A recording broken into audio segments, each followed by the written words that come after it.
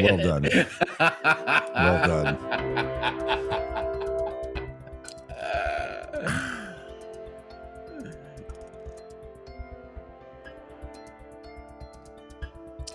Yo, yo, yo, everybody. Welcome to the Common Good Podcast. Good to have you with us today.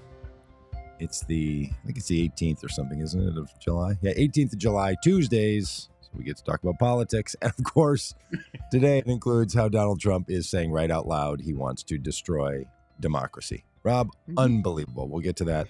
Completely believable, Doug. Completely believable. And I mean, just you reach a point where you think, okay, I will not be shocked again. There's no chance. He's done it all. He's run the cycle. Every shockable thing. And then this clown show just comes out and quotes the insurrectionists, which we'll get to in a minute. Yeah. All right, but in the meantime, sorry for the shaky voice. It is I got a tired voice. I was last Tuesday through yesterday. I was going to, at, or coming back from a festival in North Carolina, to which I drove. So, did you have a good time? I did have a good time. Yeah, it was a fine time. Are you do you camp at the Goose when you go to? I have. I've been to a bunch of them, so I have camped, and I do not prefer camping. I've just known too many people that live in refugee camps to honor that activity. I'm willing to do it. So there's a hotel nearby, and that's where I stayed, and a bunch of other people stayed, which also led to a bunch of hotel fun for some adults. Like that. Okay. Rob, you and I have been in many a hotel on the Vote Common Good tours. We have. And the kids and their parents come rolling in for the soccer tournament or swimming match or whatever they've got going on. And, you sit around in the lobby and have hotel fun in the lobby, like a bunch of kids and adults acting like you're, away from home. Nothing ever worthy of, smirking about, but just, sitting around. So bunch of that, super hot out in a field in North Carolina outside of Charlotte. So you will be seeing, if you watch this stream, and we hope you do, and we hope you share it with family and friends and those you care about, many interviews and presentations that we did from that festival. So we set up our podcast studio and interviewed a whole bunch of people, and many of those we will be airing right here on the live stream, because we also videoed them. Just don't want to cheat the video only people, and they'll also be on the audio version of the podcast. So I toyed. I mean, this is a terrible story because it leads to nothing. But I toyed for a minute with coming with, and then it just schedule wise just didn't work. So I didn't. Yeah, right. You reach a point where you're just like, okay, I'm gonna stop fussing on this thing. Yeah. Yep. Just let it go. Not gonna happen. Much like the on Saturday, Vanessa and I were out doing some garage sailing, hanging out, just being together, enjoying some time. Hidden estate sale. We went by this 87-year-old retirees living in Arkansas, as you are. Yeah, exactly. And my wife does run a vintage business on Etsy where she resells things. So, and I'm constantly amazed by her, quite frankly. I mean, she constantly will find things. She's like the Antiques Roadshow. Like she will constantly find things for $1 that, she can resell for 500. I mean, it's just, she's amazing. So we were at this garage sale, moving sale, because her sister's moving to town and needs some furniture and things. So we thought we'd check out a moving sale. And swung in there, and guy was like, "Hey, I'm moving. I'm also selling the car." I'm like, oh, it was a Honda CRZ. And whoa. There's a CRZ? Yeah, it's like hybrid. The knockoff version of the CRV? No, it's a little 2-seater. It's a little hybrid. It's just a little bit of a thing. It's just like if you crossed a smart car and a Prius, that's what you'd have. And so I was super interested in this car. Price was good. It had been in an accident and the axle had been replaced. And so I was thinking, so I really wanted to have a mechanic take a look at it. Called the mechanic Monday morning. He's like, "Oh yeah, bring it over." And so I texted the dude and said, "Hey, I'm still interested in the car, and Mhm. be okay if my mechanic take a look at it." And he said, "Oh, I sold it yesterday." Sold it. Yeah. So you just have to like let it go. Okay, I guess I'm not going to be driving around in a Honda CRZ. Right. You just sit down, pull up Frozen, and just sing along. Just Let let it it go. go. Let it Let it go, go. Rob. Exactly. Let it go. Well, sorry for yeah. I mean, that happens on almost every car that's a good deal, right? Any car that's a good deal. If Yes. you're like, let me, you're like, okay, that's that. Someone's gonna snatch her up. As I told him, I didn't wake up Saturday morning thinking I'm going to buy a car today Yeah, or I'm going to run for Congress today. As a joke, that I've yeah, told 1,000 times at least. So I just let it go. yeah. But it's funny how fast expectation can build, right? It's just amazing how quickly you Yes. can be like, I kind of got a little attached to the possibility of that thing in the period of Yes. time between Saturday and Doug, Monday. how attached do you think Donald Trump is to the idea of being president again? Do I you think think so? he's We pretty don't attached to not going to believe. jail. Yeah, so we believe that he did not believe that he was going to win in 2016. That it surprised him as much as it surprised all of us. He wasn't doing this to win. He was, Yes, I'm sure I agree he with that. flirted with the idea, like, oh, what if I won? But he didn't believe he was going to win. No, Do you think he believes he's going to win in 2024? I do not. Well, it depends on which side of his brain he's operating in, right? Hmm. Because I really do think he is somebody, and a lot of people are this way, especially with what I think are the clear demonstrative conditions that Donald Trump suffers from, that he lives in multiple fantasy worlds at different Mm, times. So I think there mm. are many, many times where he is clear that he didn't win in 2020. And if you can't win re-election as the sitting president, Yeah. the chance that you're going to win it 4 years later when people are done with you and have moved on, this is just not, it is hard Who do enough to you win think you are, Grover re-election. Cleveland? Yeah. When do you think you are? 1918. When was Grover Cleveland? I don't 1890 know. something? Yeah, something like Yeah. that. I mean, it's extraordinarily difficult. And then you're under multiple and all the things that we will get to. So Yeah. I think he is clearly understands he's not going to run. I really believe the only reason he wanted to, launch this campaign, as you had said, was to try to prevent him from being indicted.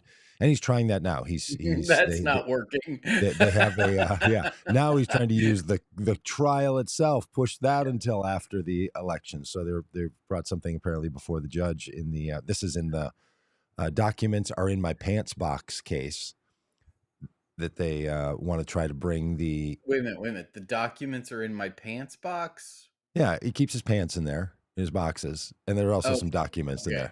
there. The way you phrase that, I see. I would say the pants are in my documents box, isn't it? Oh, no, no, no. Apparently, Like, he's like, I all my I important stuff, like my like pants are in there. sometimes I didn't there's even been know the documents were in there. I mean, yeah, he speaks there's about it been as if it's his pants box because you there keep your is pants in your banker's box. yeah, there's been, coaches in the National Football League, head coaches who will put they carry around a call sheet, a play Hmm. sheet that has, Hmm. remind them what the plays are and then, the crazy long names. And there are some who just slide them down the front of their pants Yes. and, Hmm. and just look ridiculous there with a, laminated sheet of paper halfway down their pants. And, when you said have his documents in his pants Pants box. box, I pictured Donald Trump Such a with like moron. classified documents, Iran invasion plans, just stuck in the front of his It does pants. explain his pleats actually. If he did, Oh. he's replete with that. Yeah.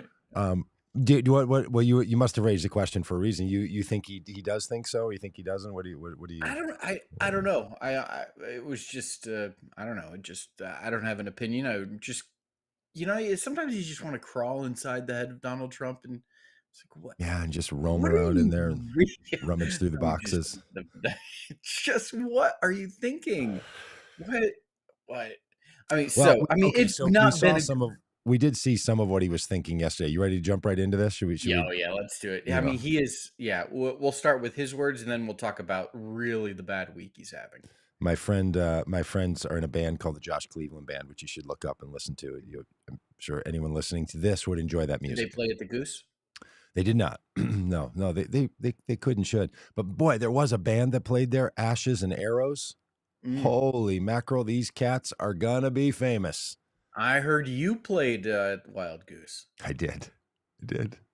I played behind Dan Dietrich on the Hymn for the 81%, the unofficial theme song of the Vote Common Good efforts.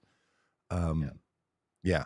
And then other times I carried my guitar around everywhere there was music and sat in the audience or sat behind people, and one time got pulled up on stage and started playing along.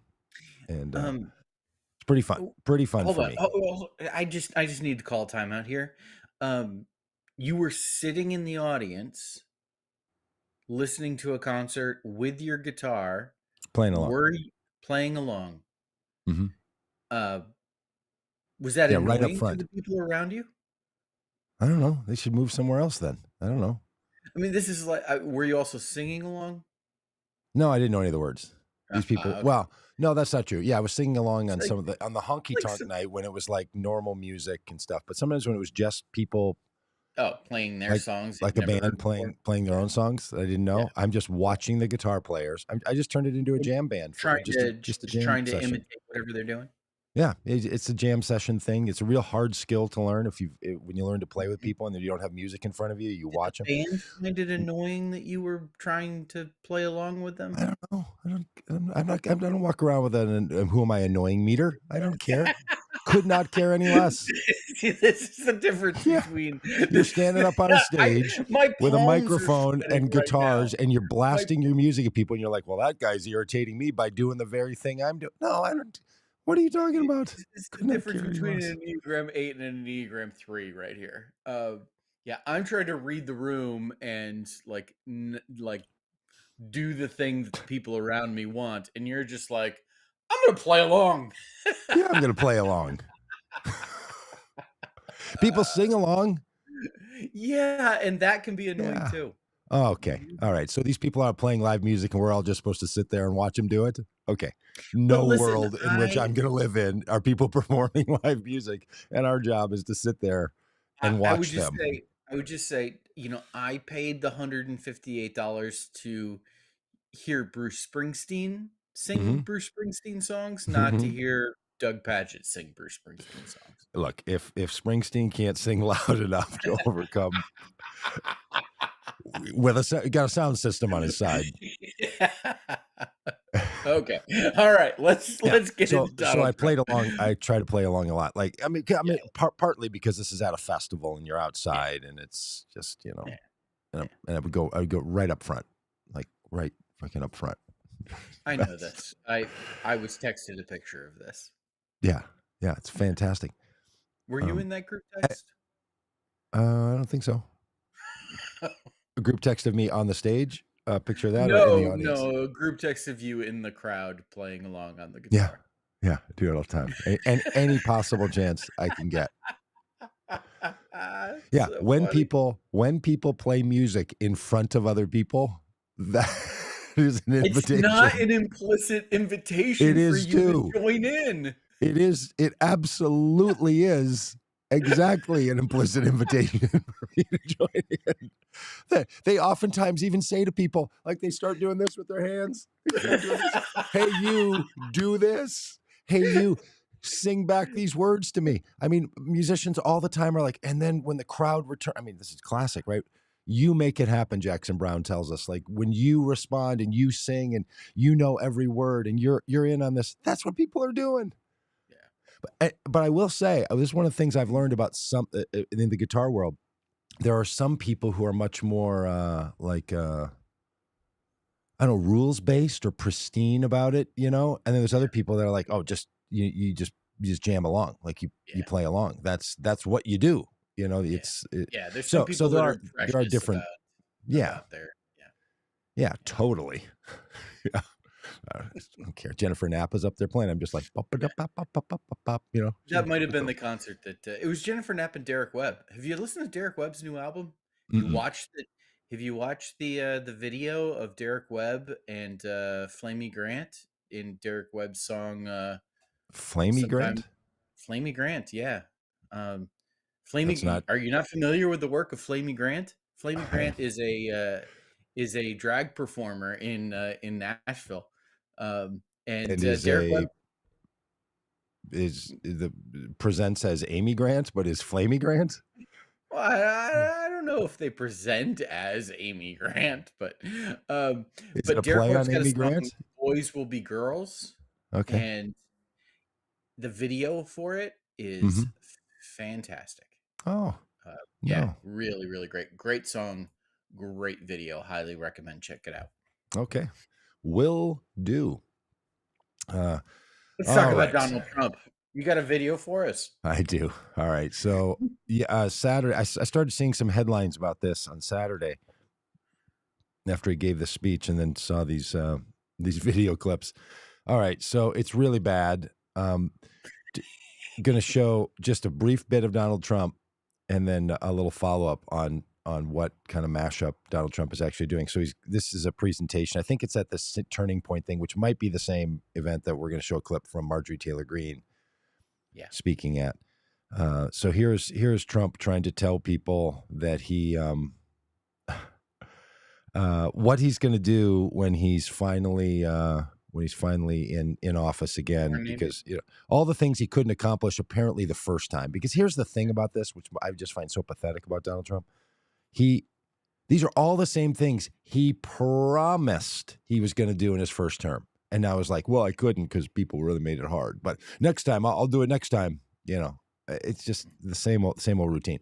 But now he's sharpened it even more, and unfortunately, trigger warning to anybody for whom this voice is too much. Here it comes. And we won't let it happen. 2024 is our final battle. With you at my side, we will demolish the deep state. We will expel the warmongers.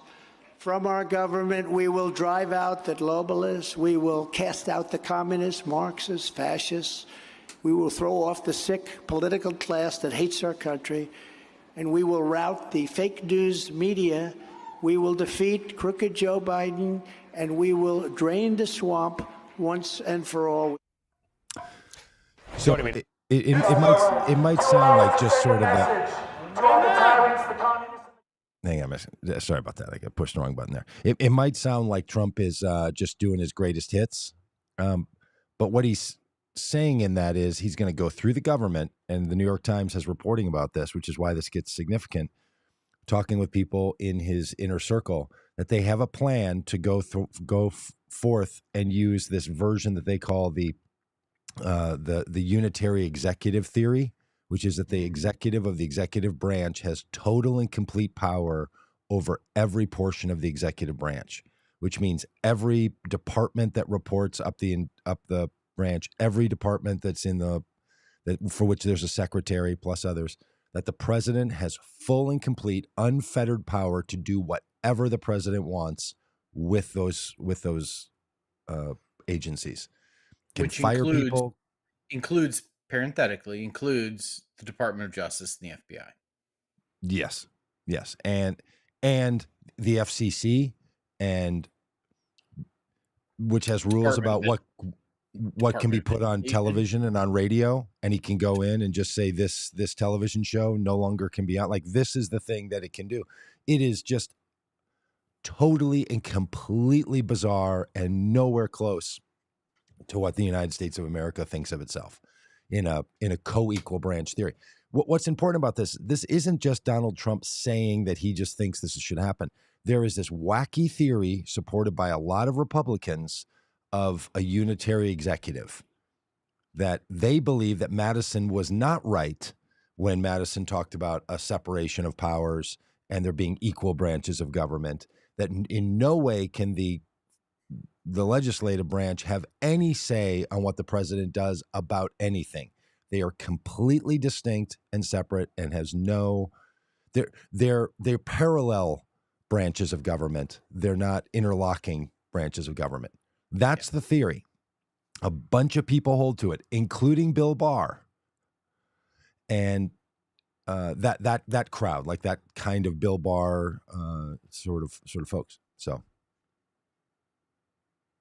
that's what Trump thinks. I should just go in and get rid of anybody that I think is a globalist or a communist, a warmonger. See, but even, I mean, watching that clip from Turning Point, there was his speaking style at times.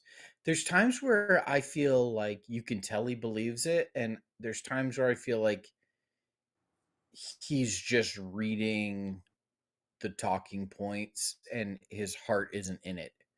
And that's the sense I got from that. For like I didn't get the sense that like he really truly believes this. No, he's clearly reading it off the teleprompter. His head even turned to the side because he's trying to read the teleprompter. And you know what it sounds like, Rob? Sounds like this. These are the guys that took over the Senate chamber on 9/11 or on January 6th.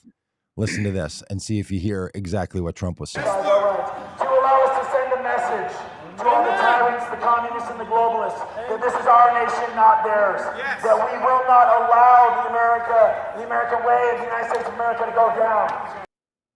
The very same thing, the tyrants, the globalists, and the communists. The same thing Trump says. We're going to tell them this is our country, not theirs. We're going to root them out, and we're going to take over. He is now not only literally singing the song with them and releasing a song where he's participating in song of convicted insurrectionists. It's like while the insurrectionists are praying on the Senate dais, it's like Donald Trump was sitting in the front row with his guitar, just strumming along. Playing along. Just learning what he can learn. He's like, that's an insurrectionist jam band up there. This is awesome. This is awesome. And as Yabit says, and that was in the midst of all that, that was the prayer that they were praying. Yeah. Yeah. So here's the thing, that the very language that got Trump into office, going to take out the globalists and the communists and the tyrants and all the people who resist, and what Trump has said makes someone a tyrant, makes someone anti-American, is if they oppose him. Mm-hmm. We live in a democracy where ideas should be in opposition to one another and people vote. And this is what we do as a nation. It's precisely what Trump says he doesn't want to do. So what is at risk here is not only if Trump wins, which I don't think he's going to, and we're going to do all that we can once again to make sure that doesn't happen. But it's setting an entire narrative for a Republican Party about how they're supposed to behave. Because this is what Trump does with all of this. His wacky ideas become the norm of what the Republican Party is going to now say yes to. So there's going to be all kinds of Congress people who are going to say yes to a unitary view of the executive branch. There's going to be all kinds of people running for office, all kinds of people running for president that won't speak out against these just ideas that are so foreign to the American narrative. They're just going to be right in on it. And be right in on it the entire time. Yeah, what do you make of his statement that this is the final battle? Yeah, does he mean him like he's not going to run? Could you be any more narcissistic? Right, that like he realizes this. I mean, if he doesn't win, he's not going to win. He's not going to certainly not going to win a third time. So what he's saying is, without me, tee it up again in 28. Yeah, is without me, there's no way the country will go down. Which also is just bananas, right? Like just bananas. And I have friends who are like, all of you catastrophic thinking, lefties out there that are like, Donald Trump is not going to ruin America. America is more stable, stronger. It's not, even if he does all this stuff, there are resistance mechanisms within the government. Even if he tries to take over, it's all going to go to the courts. It's just going to get all tied up. The administration is going to go nowhere. It's going to be a mess. America is not going to become a totalitarian regime in any way, shape, or form. Okay, I know a lot of people who argue that. So don't be all wigged out. And on the other hand, this starts to it moves the needle to what's now normative within the Republican Party. And that's where the other real problem lies. Trump will do it. He will do these things, and there'll be court battles. Yes, all that's true. But then there will also be the renorming of the Republican Party into something that doesn't speak out against this kind of stuff. And Yeah. that's just, And I don't know, Doug, I don't think you've got the clip of it, but one of the other really interesting things that came out of this Turning Point gathering was ASA Hutchinson's speech. Now, Asa Hutchinson, former governor of Arkansas, my governor, frankly, a governor that I voted for a variety of reasons. A moderate Republican now, in the past would have been considered a conservative Republican. It's really hard to call him a moderate Republican now, because I mean, in the 90s he would have been part of the he was one of the impeachment managers who impeached Bill Clinton, and made that argument before the Senate. I mean, he's a bona fide conservative, now positioned as a moderate because of the way the Republican Party has moved to the right. yeah. Not to the right, has moved to the extreme. And Asa Hutchinson at this Turning Point event, speaking to a crowd that, should love him, booed him and chanted Trump, Trump, Trump, Trump, Trump during the course of his speech, to the point that he had to pause at times because he was overwhelmed by the sound of people rudely chanting the name of, someone he has dared to challenge and criticize. It's really a remarkable thing to see how the Republican Party has shifted.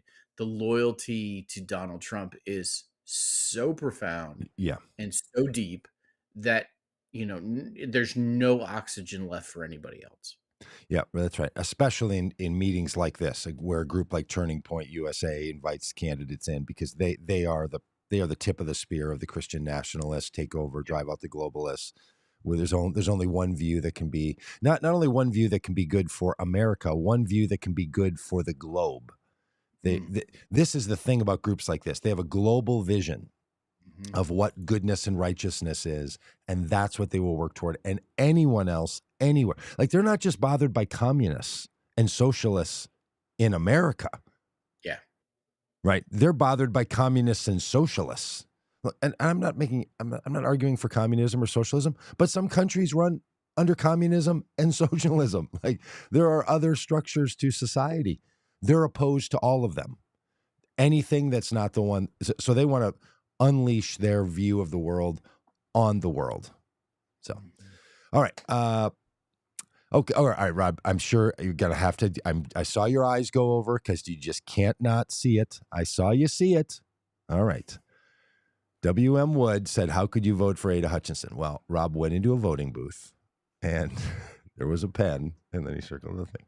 All right. Explain why you voted for Ada Hutchinson. ASA. I voted for ASA.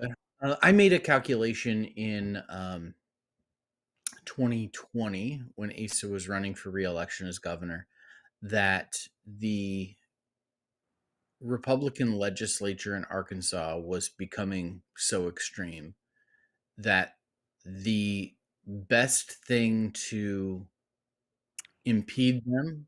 Was this in 2020? Yes, in 2020. Is that? I thought Chris Jones ran in 2020. That? Chris Jones ran in 2022. This might have been 2018. This might have been 2018. Okay. Anyways, I don't know what it was. Yeah, it was 2018. Okay. A couple of elections ago. Yeah, in 2018, I voted for Asa's re-election because I made the calculation that a Republican legislature that had either a extreme Republican like Jan Morgan, who was running challenging Asa in the Republican primary at the time, or a ineffectual Democratic governor, frankly, like I thought the Democratic candidate for governor would have been. Either of those people would either be steamrolled by an out of control legislature, or would, they'd hit the gas. And so I thought that the best thing to restrain an out of control Republican legislature in Arkansas would be a more moderate minded governor like Asa Hutchinson. And so I made the strategic vote to vote for him, and he won. And frankly, he significantly restrained the Republican legislature over his 8 years as governor, particularly the last 4.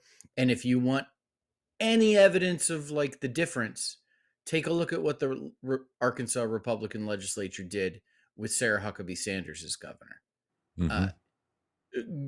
Wildly more extreme. Right. Now, does that mean I agree with Asa Hutchinson? No, of course not. Right. But but come on, some politics is politics. Yeah, and this is the difference of how people think about their votes, though. Yeah, Some people think about their votes as terms of tools that they're going to use to have a particular outcome inside of a political circumstance. Other people think of their votes as an expression of themselves and which team inside they're on. And other people think about their votes differently. There's a lot of ways that people think about their votes. Yeah. I mean, I think it's a great example of you thinking, okay, a Republican is going to win here, right? I mean, that's the thing, is that that's already settled. So in light of that set of conditions, how should one act? How should one behave? This gets very, very interesting, for people who think about their votes in their active voting in different ways. So I think it's great to bring up. We should bring it up all the time. I think all of us should have a philosophy of voting. And and that's not always my philosophy of voting. Sometimes I vote very much on a principled basis. I have voted in presidential elections on a very principled basis of like, I know this person is not going to win, but I refuse to vote for, some of the other people involved in this election. Yeah. Great point. Is that a philosophy of voting isn't one single philosophy applied across every ballot you ever stand in front of. It might not even be the same philosophy on every candidate on the same ballot. That's right. So it's such a great question. And WM Wood, appreciate you asking it. I think we should ask each other that stuff all the time, right? Like, what motivates you to act and to vote the way that you do? How and why could you do that? I mean, there's a lot of ways to ask a question, right? I mean, I take this as, WM Wood is trying to understand your perspective, not trying to, make a statement. Sometimes questions are statements. Yeah. I'm now realizing, like, when you said, hey, did you play your guitar in front of people they're playing? You weren't asking that. You were saying something. I figured it out. But sometimes people are just asking a question. Sometimes they really do. They actually want to know something, not want to share something. Yeah. But there's a lot of reasons why people should and shouldn't share their ideas. Hey, okay. As long as we talked about Asa Hutchinson, I saw this little tracker. This is the Republican primary tracker for those on the podcast. And on the Republican primary tracker, it has 2, 4, 6, 8, 10 or 11 people on here that are running for office. Donald Trump is at 56% in the Republican Party of people that want to support Donald Trump to be the nominee. But still, you got 44% of people that are like, I don't want the guy that used to be the president in this party that I consider myself a part of to run, which isn't great. It's not great that his numbers are 56%. And then it goes to DeSantis at 17%. And then this Vivek Ramaswamy. I don't know who that is. The reason I put this up is I have no idea who. Doug, I follow politics closely.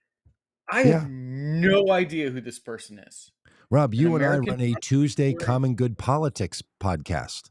I've never heard of Vivek Ramaswamy. And he has 8%. He's the third leading Republican. He has more support than the former vice president of the United States. Yeah. Drive asset management. I don't even. And the former, secretary to the UN, and the sitting senator of South Carolina, and the former governor and congressman from Arkansas. And that guy that shut down the bridge because he's a petty fool from Pennsylvania or New Jersey. That guy. So I don't know. Like there are people within the Republican Party who have an entirely. This is what I think is important about this. And there's people within the Republican Party, 8% of them, that have an entirely other flow of people they're talking about, those they're listening to, conversations that are being had. It's really something. I don't know who he is. So I don't know if the shocking number is 56% for Trump or 8% for Vivek. I'm reading his Wikipedia page, and I don't know who he is. Still can't figure it out, huh? Well, did you go to Vivek Ramaswamy for president? Is there a? He's got to have a website. He's got 8% of the Republican. We're about to promote Vivek here. That's Vivek2024.com. Vivek2024. Look, friends, you should go there. Yeah. And the best thing to do is go there and get on his email list, because it might not cost him a lot, but it costs him a little bit to send you an email. Just a little bit. Just strains the system just a bit. And then you put it in your trash. Just auto it to trash, and you're off and running. All right. Well, we got to keep our eye on old Vivek. It could be, coming out of the back of the pack. And you could get a mug at Vivek's website that says transgenderism with a strike through, climatism with a strike through, wokeism with a strike through. Oh, capitalism with a strike through. He just wants the isms. He's just going to strike through the isms. Truth. He seems to be against isms, which is probably not a bad idea. All right, so not real tumult in the Republican spaces. What I think would be interesting, though, is let's say Trump does plead guilty and can't run for office. Where do those 56% of voters end up going? I think there's 10 or 15% that don't vote at all. They're Trump and Trump only, and that's it. And they think all the rest of these people are part of the same deep state sort of problem. Yep. But where do the rest of them go? That's what a lot of these folks are in the running for. It used to be that people would be running to be vice president, right? You're trying to shore up the second spot. Now these people are just like, I don't know if he's going to make it to the ballot. So in light of that, I don't have to be first. I just have to be in front of the rest of you. That's right. Candidates. It's like when the bear that you're trying to outrun. You don't have to outrun the bear. You have to outrun the other people. Yeah, I don't have to be faster than the bear. I just have to be faster than you. I think that's the saying. And listen, I mean, we've joked about Vivek. We really ought to probably pay attention, because if Trump is gone, I could see significant significant portion of Trump support going to someone like Vivek. They're not going to go to Mike Pence. They're not going to go to Ron DeSantis. Tim Scott, possibly. They're not going to Nikki Haley. I think it becomes, they're not going to Chris Christie or ASA. It becomes because these people have already been against Trump enough that they won't be able to get Trump over has trashed them. Who has Trump not trashed? He has not trashed Tim Scott. He has not trashed Vivek. I could see their support going to either one of them, and suddenly we're going to become Vivek experts. Paul McAllister says it won't matter. They love him anyway, no matter what happens to him. And what's great about this is, Paul, we need to get you on this podcast for another thing. So, by the way, expect an email. It's not very often that a future guest is also a commentator. Yeah. Oh. Paul you wait till you meet and hear Paul McAllister. It's going to blow your mind. I'm a huge fan. And I owe him or some emails on getting back on. Well, Yabit says he wants to raise the voting age back to 21.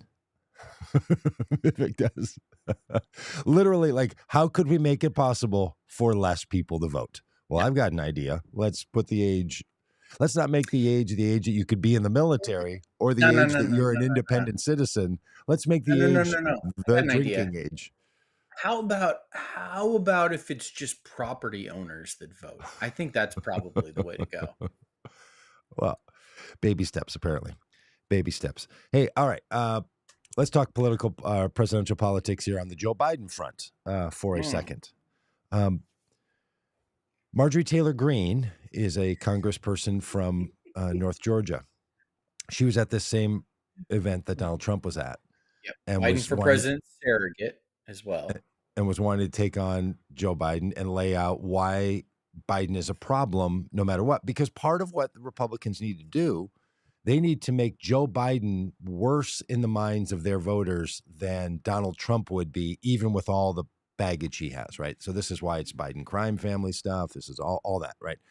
They know it's going to come down to a contrast, so they have to take all liabilities that Trump has and put those onto Biden. So she starts into a litany of comparison of what Joe Biden has said he would do and then what Joe Biden has done as an argument to why people need to be motivated to make sure that he's not reelected.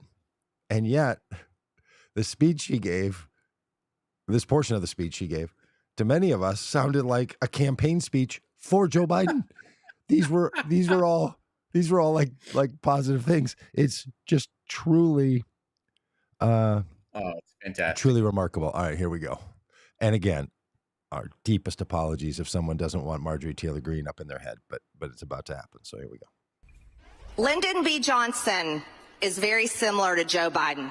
How are they the same? They're both Democrat socialists. Lyndon B. Johnson was the majority leader in the Senate. Does that sound familiar? He was vice president to Kennedy. Joe was vice president to Obama. He was appointed as the president after JFK was assassinated, then he was elected. His big socialist programs were the Great Society. The Great Society were big government programs to address education, medical care, urban problems, rural poverty, transportation, Medicare, Medicaid, food stamps, and welfare, the Office of Economic Opportunity, and big labor and labor unions. Now, LBJ had the Great Society, but Joe Biden had Build Back Better, and he still is working on it. The largest public investment in social infrastructure and environmental programs that is actually finishing what FDR started, that LBJ expanded on, and Joe Biden is attempting to complete. I mean, it's just amazing. Who is Joe Biden? Well, he's in the path of the people that brought you Medicare and Medicaid and expansion of colleges and education. And that's the child world labor laws. This is the world. This is the dark world Joe Biden wants. You know what? He invested in rural America. That's what LBJ did. Oh. He had the Great Society, did LBJ. And what does Biden have? Build Back Better. And he's still working on it today. Like, these are all things. These are the things that Republicans love and try to take credit for. Social Security, Medicare, Medicaid.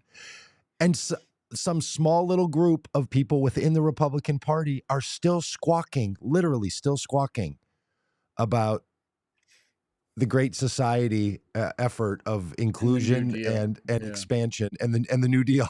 Back to the New Deal. Listen, if you're drawing the line, from FDR to LBJ to Joe Biden. Listen, you've just connected, like, FDR won 4 terms. He ended the Great Depression and won the Second World War. Enormously popular president, would be, I was going to say, on the Mount Rushmore of presidents. But then I thought, well, the Mount Rushmore is of presidents. They say that, like, when you think about, like, you make a short list of the greatest presidents in the history of the United States. You got George Washington, you got Abraham Lincoln. If you're a conservative Republican, you got Ronald Reagan. And everybody's got FDR on the list, whether you agree with him or not. Yeah. Transformative president that did things that actually changed the world and changed people's lives for the better. And Joe Biden is in that. So she's making an argument against Joe Biden because he's in that liturgy, in that litany. Not litany, lineage. in lineage. Thank you. He's in that lineage. And that's the lineage that they're working to stop. Yes. Education departments, colleges and universities, and full funding of public education. It's just simply amazing that she has a speechwriter that wrote it because she had to take her glasses out. Fair enough. No problem. Had to read it off of a script. Wasn't all that familiar with LBJ and what he had been up to. So this was just sort of a, the zeal of the And- newly converted, the newly informed. And all of a sudden she's like, hey, he's kind of like Biden. I mean, nobody likes these things LBJ did. Nobody likes the war on Medicare, poverty. Medicaid, and rural investments and hospitals.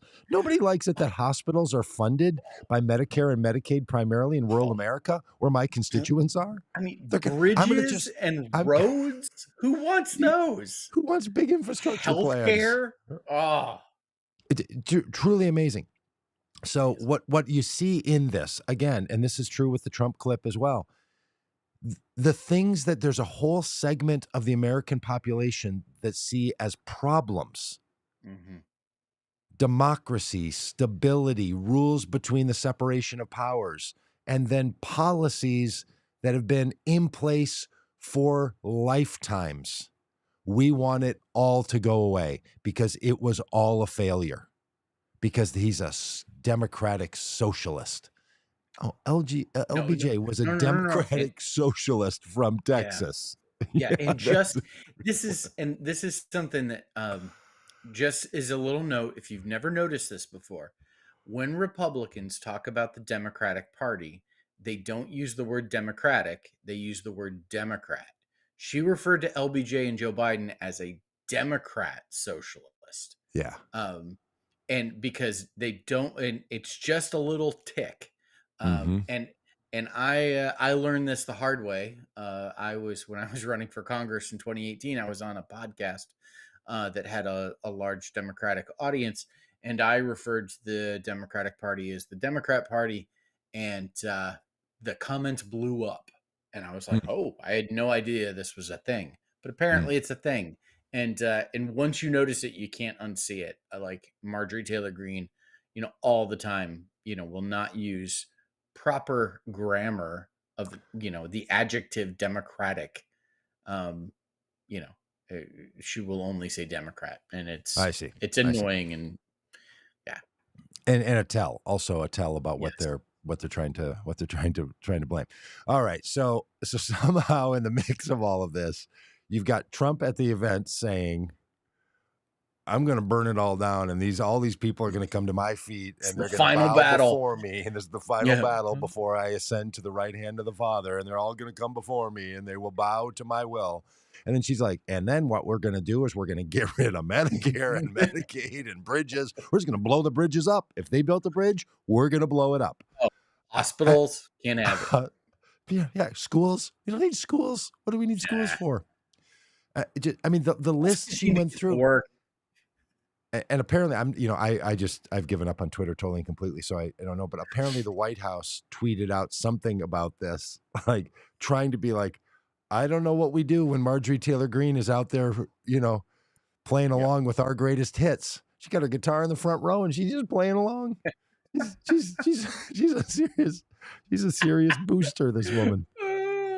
Oh my gosh. Just it is truly stunning sometimes. And I'm not saying she's a fool. What I'm saying is stunning is she is the thing she thinks America doesn't want. Yes. This is what really kind of boggles my mind.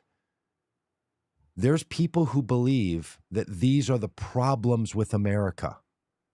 So when they say, oh, communist, socialist America, and you're like, what are you talking about? Medicare, Medicaid, expansion, the interstate highway plans, investment in infrastructure in rural America. I mean, why is the government building roads? What? How dare they? It is something else to me. All right. Well, and the trouble keeps coming for old DTG or DTJ. Rob, you sent this one over. Trump says the special counsel told him he's a target now of yet a fourth criminal investigation. Yeah. So Donald Trump posted on Truth Social that he was notified Sunday. And he was very offended that this news came on a Sunday. He was notified on really? Sunday. He said that? He said, how could you disrupt golf day? Or did he say, how could you disrupt the Sabbath with such No, such had base? nothing to do with the Sabbath. No, he's probably a Seventh-day Adventist, if anything, so it was the day after the Sabbath for him. No, he's Presbyterian. He used to be. He quit the Presbyterian Church. He sent a letter. Oh, Yeah, quitting. To which the Presbyterians were like, hey, Phew. you should have done that with the other job, with the job you had too. That would have been great. You could have resigned both of them.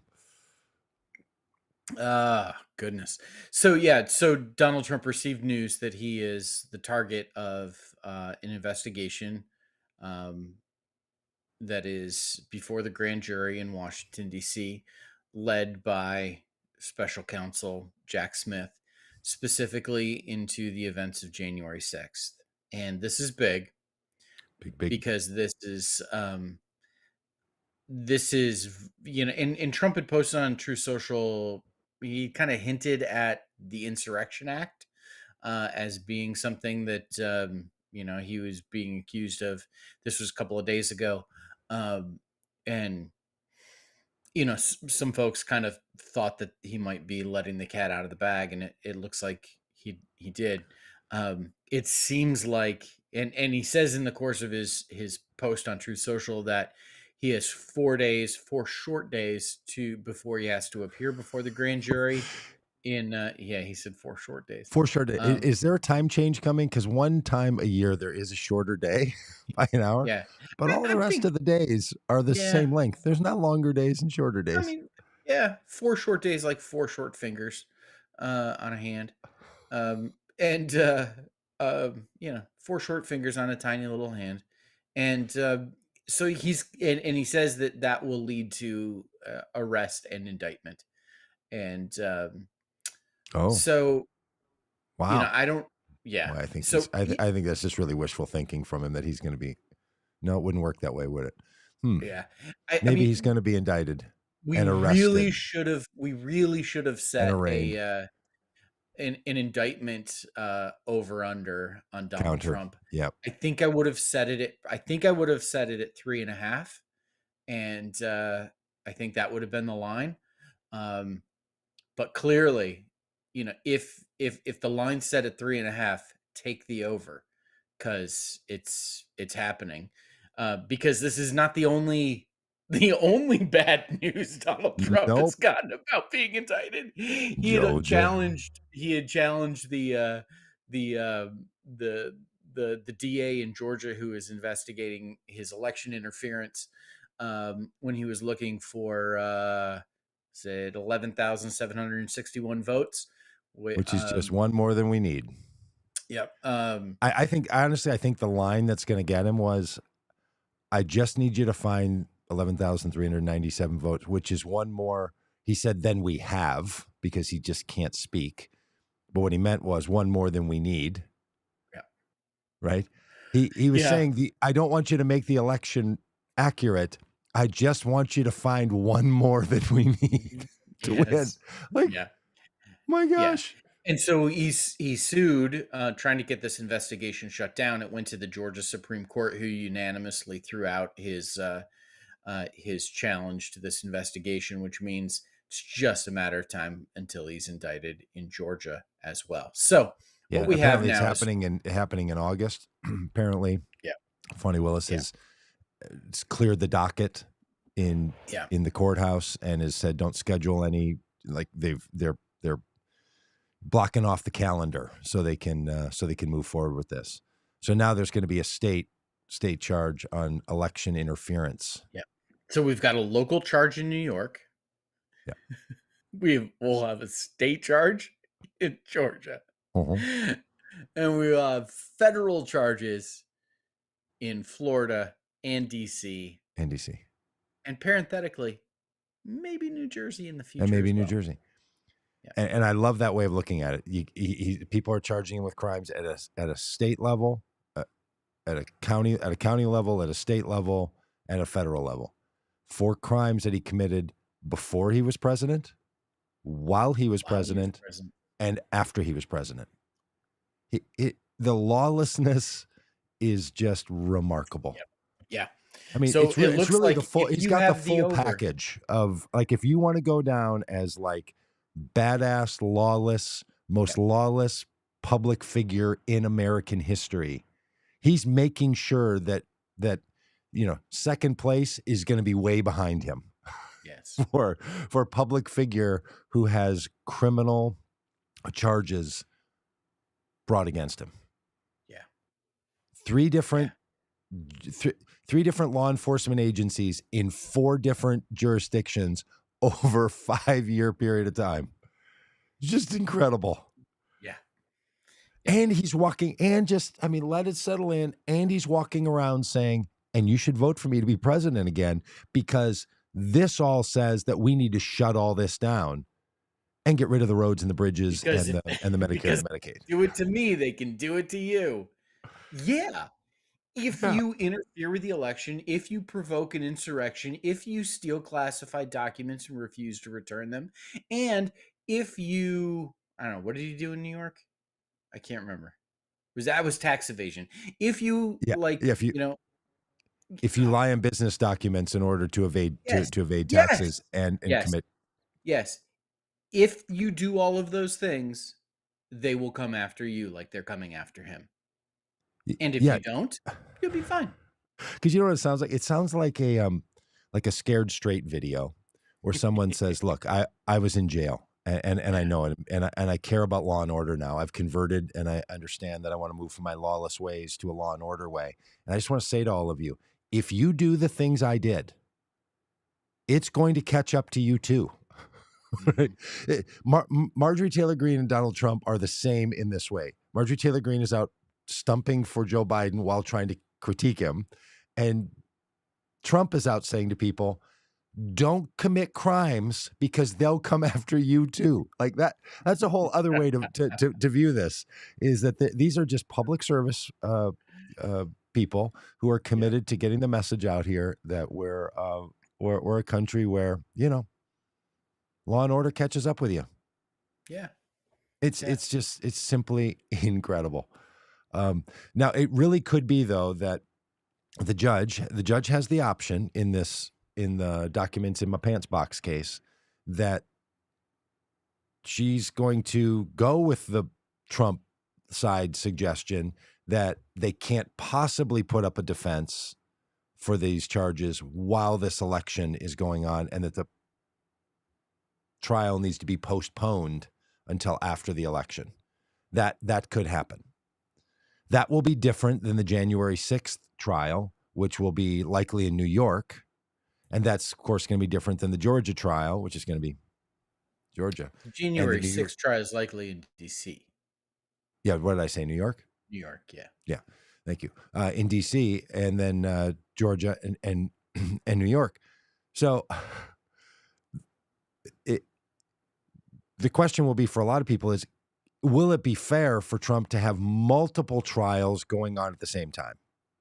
Will judges in any of these cases be willing to say, look, the burden that the governments are putting on Donald Trump is just too much. We have to stage these trials, which they do all the time, by the way. Many times people are charged with crimes in multiple states or in different jurisdictions, and they have to stage them. They can't run all of them at the same time. So the constitutional right for the individual and the constitutional right of society to have a speedy trial has to take into consideration the conditions that this person may have multiple speedy trials that they have to move on.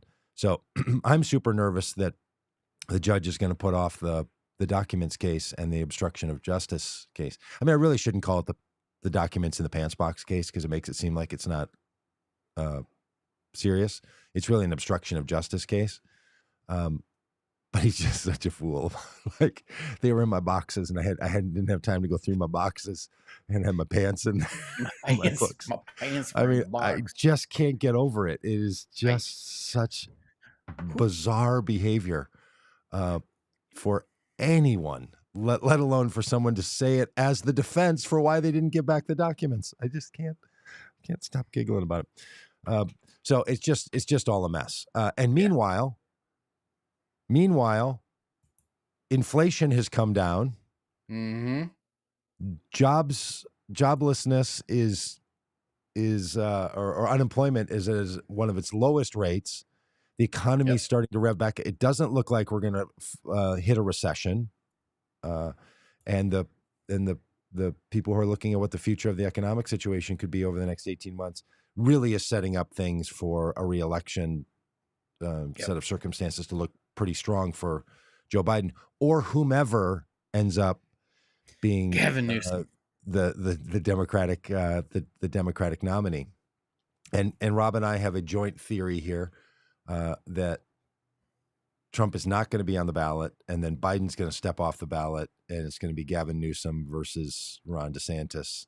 And I actually think that would be a very, very interesting political space if we only had a 4 or 5 month campaign between those two, and it was sort of California, version of America, California edition version of America, Florida edition. And it would give us a whole lot of other things to talk about than what we've been talking about for such a long time. I was thinking about how there's been a Bush, a Biden, and a Trump on every election since 2000. Oh man, throw Clinton on there and you get back even further. You throw Clinton on there and you're back to 1992. It'd be kind of nice to not have one of those names on there. But apparently we're not ready to move on quite yet. Yep. But it's coming. It just demographics even just say it has to come. It's going to land at some point.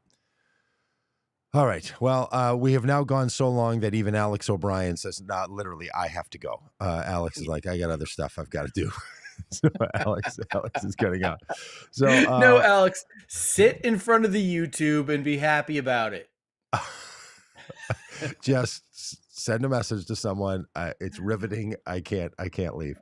If you don't know, Alex is one of our greatest boosters on the YouTube version of this. So thank you, Alex, and send a sweet little note saying I have responsibilities to take care of and have to leave.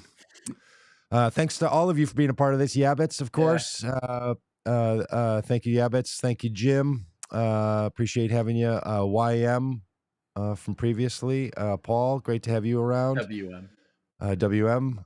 Tony, thanks for your input. Share this all with friends and family, and especially those that you bear a grudge against. We think it's great to send it to them. If there's somebody that you've got a real conflicted relationship with, and you just send them a link from a YouTube video that just, hey, was thinking about you. I think you should watch this. And they're just like, what? Yeah. You're like, why? There you go. Why? I haven't heard from you in 4 years. Why are you sending me this? I thought we said we were never speaking again. Why are you sending me this podcast? I mean, former bosses. Yeah, send it to some place that you haven't worked for several years. This is your boss. I just picture Chad getting an email from me, like, "Oh, Rob, I used to work for me." Well, I wonder what this is. It's an hour and 4 minutes long. Oh,